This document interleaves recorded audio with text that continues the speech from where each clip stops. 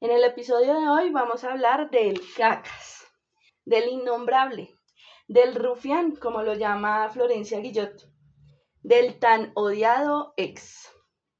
Ese personaje que todas las amigas hemos soñado con encontrárnoslo por ahí y decirle unas cuantas verdades, y se convierte entonces en el odiado colectivo, porque nos rompió el alma.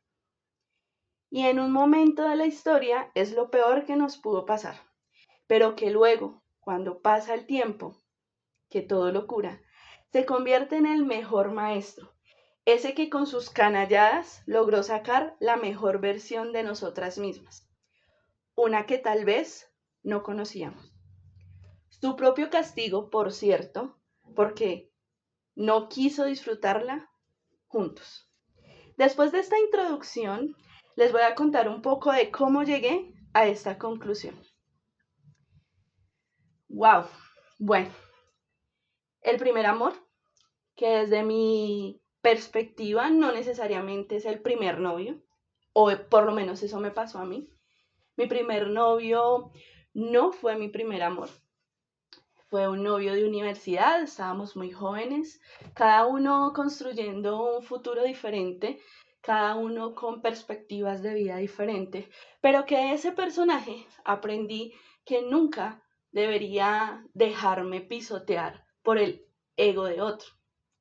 Luego vamos a ver que no lo aprendí muy bien, pero que en ese estadio primitivo aprendí que lo que tú das, recibes.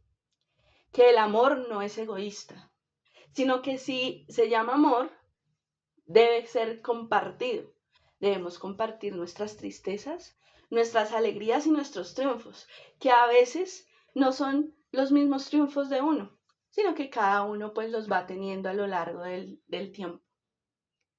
Esa relación no duró mucho y ahora simplemente hace parte de un recuerdo lleno de aprendizajes, no significativo para mí.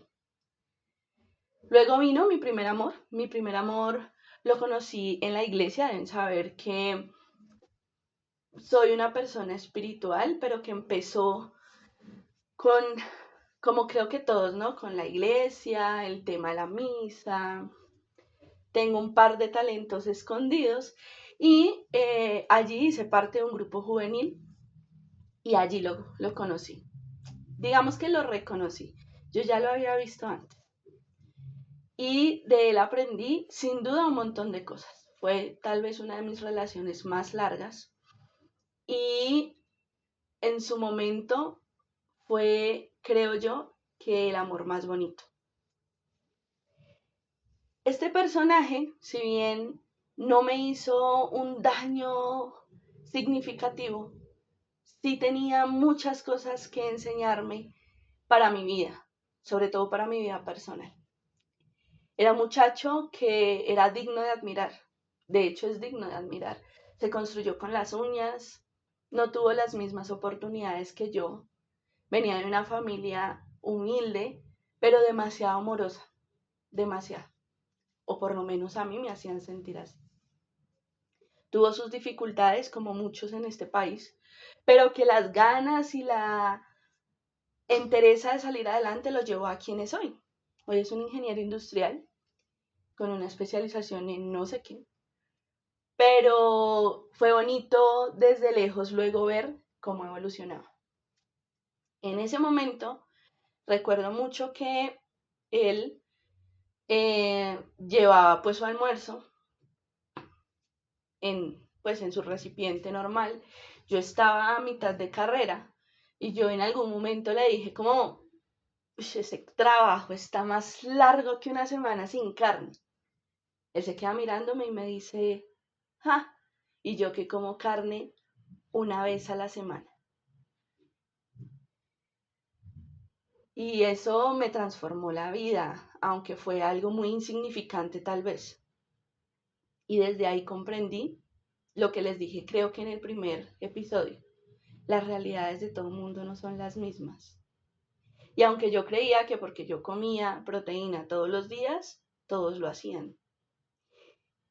Y ese simple hecho cambió mi perspectiva de las personas y entenderlas y ser agradecida con lo que yo también tenía. Y eso también me trajo él, ser agradecida con todas las oportunidades que yo tenía. Fue una relación muy bonita, fue una relación joven también y que nos vimos casados y con hijos y todo este tema, pero la vida tenía otro plan. Dios tenía otro plan para nosotros. Y lo llevo ahí guardado como un muy bonito recuerdo, un muy bonito recuerdo. Y fue mi primer amor. Luego, por cosas de la vida y el destino, me llevan a vivir un tiempo en Argentina, que de eso hablaremos después. Y allí, pues, llego a esta ciudad a sufrir una tusa por un error cometido también de mi parte. Y vuelvo al año en busca de pronto recuperar eso que se había perdido, la relación, de haber enmendado de pronto algún error. Pero entonces aquí se convierte en un rufián. El personaje empieza a salir conmigo, empieza a ilusionarme, a hacerme creer que íbamos a volver, pero pues él tenía un arrocito en bajo. Y no lo culpo, yo me había ido y había cometido muchos errores. Él tenía todo el derecho de rehacer su vida, pero si lo tenía tan claro, no debía haberse metido conmigo también. Seguramente estaba confundido, seguramente no sabía qué hacer, pero a veces caemos en ese error cuando no sabemos qué hacer, herir a otros. En ese momento yo realmente me sentí muy, muy, muy dolida cuando me enteré que él estaba saliendo con otra persona y que realmente conmigo la intención era pasarla chévere, más no volver a reconstruir esa relación. Duré 6 años esperando a que eso cambiara. Fue una tusa larga y en silencio. Duré 6 meses después de eso llorando todos los días o todos los viernes y deseando que el fin de semana no llegara porque no íbamos a estar juntos. Hasta que aún vivía con mis padres, entra mi mamá a mi cuarto y me dice, estoy mamada de verla llorar. No es el único hombre, Ingrid, no va a ser el único que vas a conocer, ya no más. Y fue creo que el tate quieto que necesitaba mi vida para solucionar este impasse, como ya, darle cierre un poco a ese capítulo. Y bueno, se le dio cierre al capítulo. Y durante esos 6 años de tusa en silencio, yo seguí con mi vida amorosa. Una vida amorosa bastante conflictuada, llamémoslo así, por muchas cosas. Luego de él llegó otra persona a mi vida con la que tampoco duré mucho.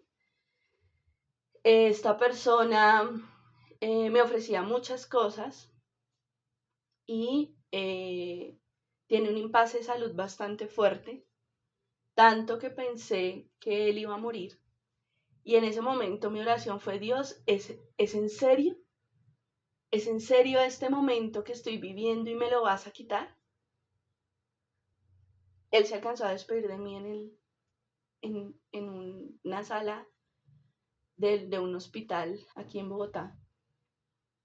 Y creo que fue un momento realmente fuerte para mí.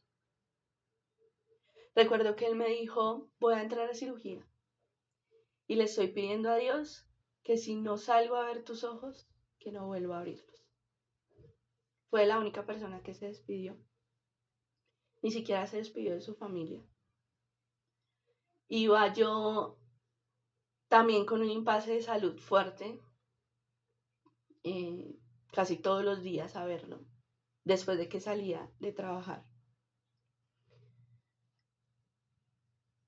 Gracias a Dios él vive, no fue tan dramático, gracias a Dios no viví esa situación de perder a un novio de esa forma,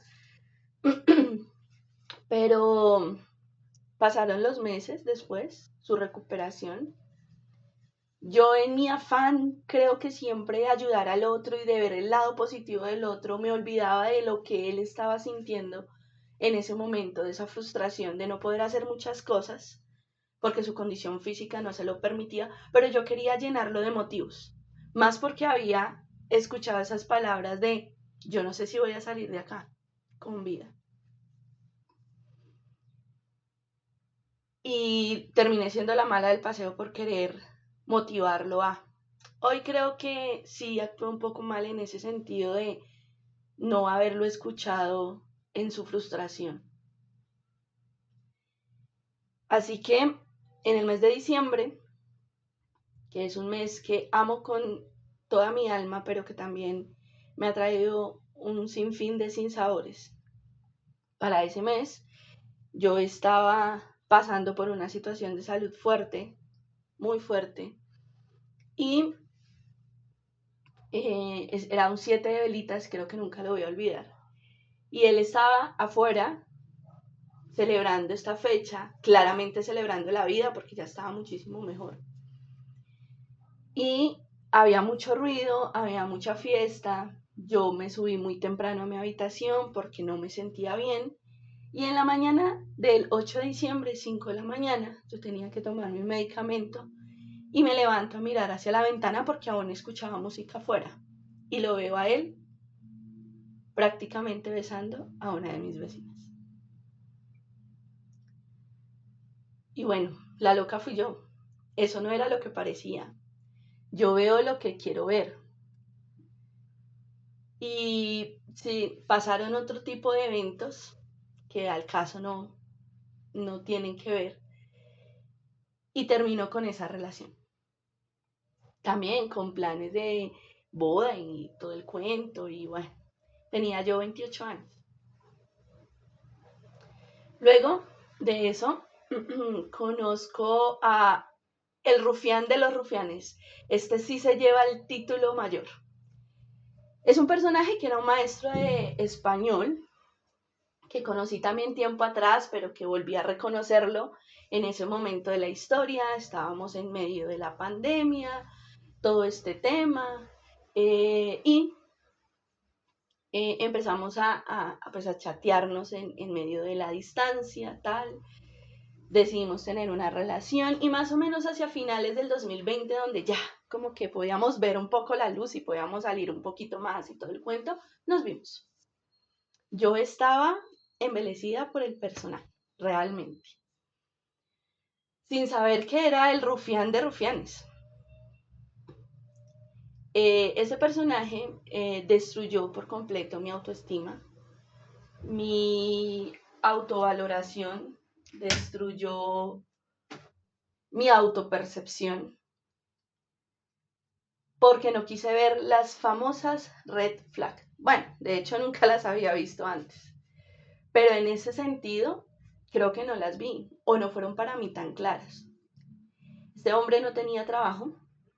En el 2019 pues habían terminado su contrato y pues como todos los colegios privados de esta ciudad, uno empieza el año buscando trabajo, pero pues nos sorprende la pandemia. Así que durante el 2020 no se pudo ubicar y pues nada, en su hogar vivía con sus padres. Él era mayor que yo, no mucho, pero era mayor que yo. Y este, la madre era la que velaba por todo lo que pasaba en el hogar. Primera red flag, trataba a la mamá como si tratara a cualquier otra persona menos digna. Yo era gorda, fea, no me sabía expresar, siendo toda una licenciada y no me sabía expresar, no me sabía vestir, no entendía cómo me vestía de la manera que me vestía, según él, solamente porque en ese tiempo usaba uno que otro jean con desgaste. No venía este roto a visitarme, porque para él Kennedy era un roto y él vivía a las afueras de Fontibón. Y yo accedía a todo eso porque me estaba haciendo un favor. ¿quién se iba a fijar en una gorda, fea y mal hablada si no era él? Entonces, en ese sentido de que me estaba haciendo un favor, pues yo tenía que mantenerlo junto a mí porque iba a ser la última opción. Yo ya estaba cerca a los 30 años y ¿qué iba a hacer? Y llegaron los 30. Y los 30 hará parte de otro episodio y entonces, ay, tú estás cumpliendo años, tal, Pascual, llegamos al restaurante, me hizo arreglarme muy temprano, llegó muy tarde por mí, tal, vamos al restaurante, ¿qué puedo pedir? Me dice como carta abierta, pido lo que pues quería consumir, él también, no sé qué, se acaba la cita y dice, pero me ayudas a pagar porque es que no me alcanza. Ese día hasta para el bus le di para que se devolviera. Y cuando me pongo a ver esto en perspectiva y lo veo desde la Ingrid que soy hoy, digo como, no, de verdad me di mucha garra. O sea, voy a permitir que me juzguen en este momento porque realmente me di garra. Permití muchas cosas, le permití muchísimas cosas, pero fue un maestro de vida y no saben el maestro. Ese rufián que realmente no lo tolero, porque no lo tolero, ni siquiera su recuerdo, porque no encuentro ningún recuerdo bonito, la verdad. Este rufián me llevó a terapia psicológica porque después de su ruptura quedé con un montón de preguntas incógnitas, vacíos fuertes, inseguridades que ni siquiera yo sabía que tenía y que él proyectó en mí. Luego con el trabajo psicológico me di cuenta que eran más inseguridades de él que mías, pero que en ese momento yo dije, necesito un psicólogo. Y conocí, yo creo, que a una de las psicólogas más espectaculares que me pudo sacar de esa oscuridad, que fue Manuela Luchao. Excelente psicóloga. Si necesitan de ella, pregúntenme. Y me enseñó muchas cosas y me dio herramientas valiosísimas para empezar a llenar yo misma esos vacíos y no esperar que otros me los llenaran. Durísimo, no se imagina. Fue una de las terapias más duras que yo he atravesado. Duré un año a su cuidado, por llamarlo de alguna manera. Es una mujer maravillosa. Es de esas que uno aprende y que es importante tenerla ahí, entre esos contactos. Ella, sin saber, también me llevó a otro mundo, que fue el mundo de los ángeles. Ella hacía su terapia psicológica muy profesional y si algún día me escucha, Doc, sabes que eres la mejor, muchísimas gracias porque me sacaste de ese hueco. Y bueno, pasa el tiempo, pasa la pandemia, llega el 2022 y aún estando en terapia con la doctora Manuela, conozco a otro personaje que llegaría a partir mi vida en dos. Ese es el amor bonito. Pero que pues en estos problemas del merecimiento, en los problemas que yo ya tenía como mujer, como persona, no supe qué hacer con tanto y me asusté. Y pasaron muchas cosas ahí. Terminé mi relación con él y viví otra que fue con un hombre muchísimo mayor que yo, un hombre separado, un hombre con responsabilidades, tenía dos responsabilidades. Un hombre que, si bien también me enseñó un montón de cosas, también me hizo muchísimo daño. Y con él entendí eso de que, ay, pero tan boba se dejó chantajear, tan boba, yo lo hubiera denunciado, yo... Y cuando me tocó ese episodio de mi vida, entendí por qué como mujeres lo hacemos. Juegan con nuestra dignidad, con nuestro buen corazón, con nuestra buena fe. Pero aprendí que eso no vuelve a pasar en mi vida. y entre otras cosas también muy feas que pasaron ahí. Y vuelve el amor bonito. El amor bonito que no es perfecto, el amor bonito que hay que pulir porque tenemos conversaciones incómodas, porque es sano, porque, porque construye y no destruye, porque nos hemos dado cuenta que hemos crecido juntos para mejorar. Que hemos tenido altibajos, claro, como todas nuestras relaciones, altibajos, pero que esos altibajos nos han hecho más fuertes y hemos estado ahí. Así que después de toda la tormenta, de muchas tormentas, de no creerme lo suficiente, de no creerme bonita, de creer que mi mayor talento era ser invisible, de caer en ser la víctima todo el tiempo, de estarme quejando y estar llorando por diferentes personas que no eran el correcto. Tal vez eran el camino. Y no sé si han visto por ahí en redes una imagen en la que está un bote, una fuente de agua. Va la chica con un chico, llega a un puerto, la chica se baja y ella sigue en el puerto con alguien más. Tal vez todos esos son esos botes de los que uno tenía que aprender primero. De pronto el hecho de autosanarse, de autorreconocerse, de entender que nadie va a llenar nuestros vacíos. Absolutamente nadie. La única persona que los puede llenar somos nosotras mismas, amándonos, queriéndonos, reconociéndonos, aceptándonos tal y como somos.